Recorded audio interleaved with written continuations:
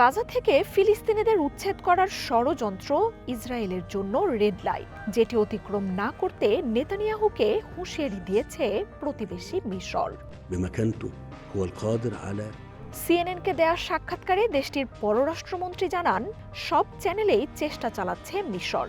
উদ্দেশ্য একটাই, ফিলিস্তিনিদের দুর্দশা নিরসন করা। ফিলিস্তিনিদের মিশরে ঠেলে দেওয়ার ইসরায়েলি ষড়যন্ত্র সহ্য করা হবে না বলেও হুঁশিয়ারি দেন তিনি। বলেন, ফিলিস্তিনিরা একবার গাজা থেকে বের হয়ে গেলে সেখানে তাদের প্রবেশের আর কোনো পথ খোলা রাখবে না ইসরায়েল।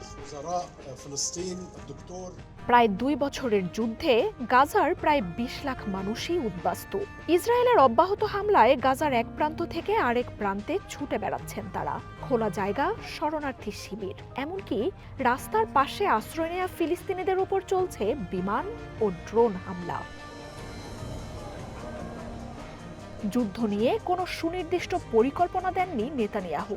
নতুন করে ঘোষণা দিয়েছেন গাজা সিটি দখলের। উপত্যকাটির এই অঞ্চলে 8 লাখ মানুষের বাস, তাদেরও সরে যাওয়ার নির্দেশ দিয়েছে নেতানিয়াহুর বাহিনী।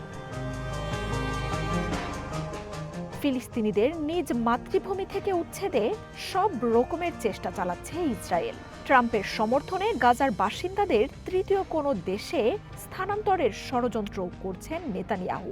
মিশর, Jordan, Libya, Indonesia, south Sudan সহ একের পর এক দেশকে চাপ ও প্রস্তাব দেয়া হচ্ছে গোপনে।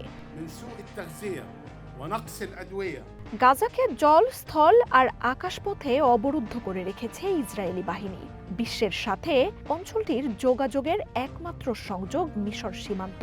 এখান দিয়েই গাজায় সহায়তা পাঠাচ্ছে আন্তর্জাতিক সম্প্রদায়। তবে গাজা অংশে ইসরায়েলি সেনারা নিয়ন্ত্রণ নেয় মাসের পর মাস অপেক্ষার পরও অবরুদ্ধ অঞ্চলটিতে প্রবেশের অনুমতি মিলছে না।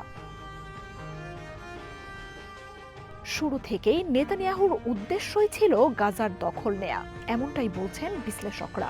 আর গাজা সিটি দখলের অনুমোদন এবং বাসিন্দাদের উচ্ছেদের মাধ্যমে সেই পরিকল্পনা বাস্তবায়নের পথে এগোচ্ছে ইসরায়েল। মার্জিয়া উপমা, ওয়ান নিউজ।